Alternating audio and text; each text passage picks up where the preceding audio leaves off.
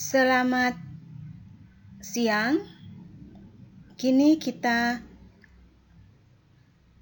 mendalami materi refleksi dan evaluasi. Dalam kurikulum 13, kata refleksi dan evaluasi sudah tidak asing untuk kita. Sering kita lakukan refleksi dan evaluasi itu setelah kita melakukan kegiatan pembelajaran. Apalagi saat ini kita bergabung pada perkumpulan strada yang sangat memperhatikan refleksi sehingga kita boleh menemukan kekuatan dan kelemahan kita dan pada akhirnya kita akan berjuang bersama-sama untuk mencari solusi bila kita menemukan kesulitan-kesulitan. Untuk mendalami lebih jauh, kita lihat satu persatu pengertian refleksi. Yang pertama, aktivitas berupa penilaian terhadap suatu kegiatan yang sudah dilakukan. 2. Aktivitas seseorang yang mengungkapkan perasaan, pesan, dan kesan terhadap suatu kegiatan yang sudah dilakukan. Karena diri kita adalah siswa dan guru, maka refleksi lebih ditekankan pada kegiatan pembelajaran, supaya di sana kita menemukan kekuatan ataupun hambatan-hambatan yang membuat kita tidak berhasil dalam studi. Prinsip dalam berefleksi. Yang pertama, berorientasi peningkatan kualitas. Kita berefleksi supaya kita semakin maju, semakin memiliki ilmu pengetahuan, semakin memiliki keterampilan. Yang kedua, dilakukan dengan kebebasan dan kemerdekaan. Kita berefleksi dengan bebas dan tanpa rasa takut. 3. Dilakukan dengan sikap kritis. 4. Jujur.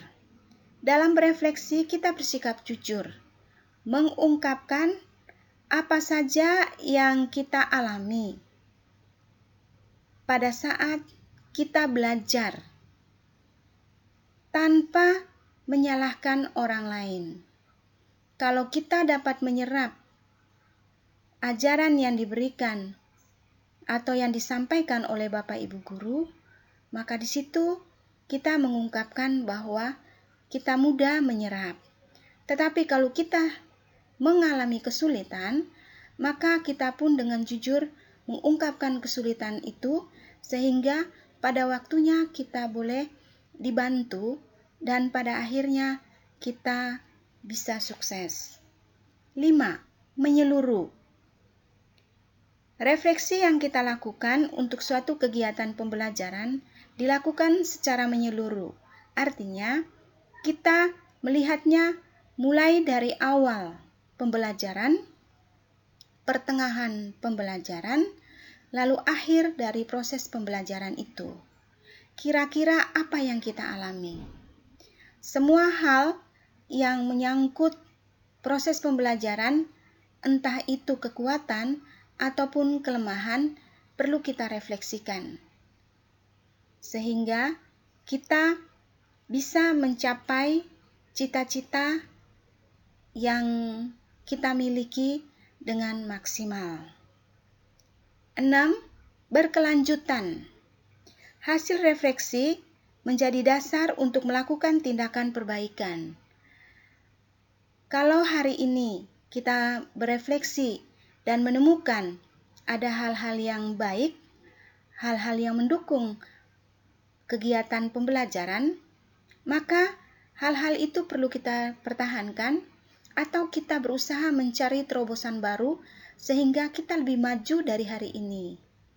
Sedangkan bila kita menemukan adanya hambatan, adanya kesulitan berkaitan dengan kegiatan pembelajaran, maka kita berusaha untuk mencari solusi sehingga kita boleh keluar dari masalah tersebut.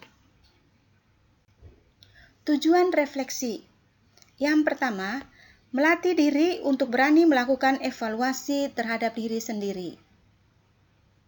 Kita melatih untuk menilai diri kita sendiri. Yang mengetahui secara baik dan benar tentang keberadaan diri kita adalah kita sendiri. Kita yang tahu apa motivasi atau tujuan kita melakukan kegiatan pembelajaran. Sedangkan penilaian dari orang lain adalah masukan yang kebenarannya bisa dipertanggungjawabkan, tetapi yang tahu persis tentang diri kita adalah kita sendiri. Yang kedua, menemukan hal-hal yang mendukung proses belajar dan hambatan saat belajar. Yang ketiga, guru bisa menemukan kekurangan dan kelemahannya dalam mengolah pembelajaran. Jadi, dalam proses belajar mengajar, yang berefleksi tidak hanya siswa, tetapi guru juga. Sehingga kita semua boleh meraih atau mencapai tujuan yang kita miliki bersama. Pusat refleksi. Dalam refleksi, yang menjadi pusat adalah diri kita sendiri. Jadi, kita tidak mempersalahkan orang lain. Misalkan, saya memiliki nilai yang baik, artinya semua KKM. Dan saya menemukan bahwa itu memang milik saya, karena saya menggunakan waktu untuk belajar dengan baik dan saya disiplin. Sedangkan bila saya menemukan diri saya bahwa saya memiliki banyak sekali nilai-nilai yang di bawah KKM, nilai merah, ya kemungkinan karena memang saya tidak menggunakan waktu belajar dengan baik. Seorang pelajar tugasnya adalah belajar. Karena itu, kita harus mempertanggungjawabkan waktu yang diberikan oleh Tuhan kepada kita, serta bakat yang diberikan dengan cuma-cuma. Saat ini, kita diberi kesempatan untuk mengembangkannya, sehingga pada akhirnya kita boleh berguna paling tidak untuk diri kita sendiri dan untuk orang tua, sehingga kita menjadi pribadi yang bisa dibanggakan, yang pantas dicintai.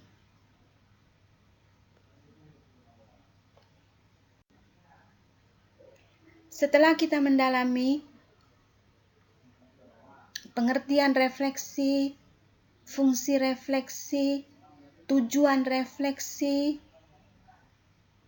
selanjutnya kita berefleksi untuk seluruh kegiatan MPLS kita yang sudah dilakukan selama 2 hari ini.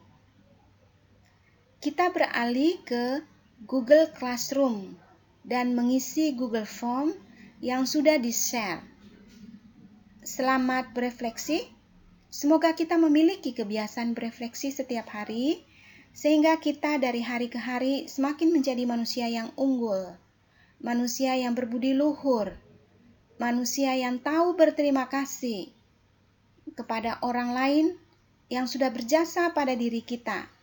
Dan juga kita tahu bersyukur dan berterima kasih kepada Allah yang telah memberikan kita, mempercayakan kita bakat dan kemampuan, sehingga kita pada akhirnya bisa membantu sesama yang berada di sekitar kita.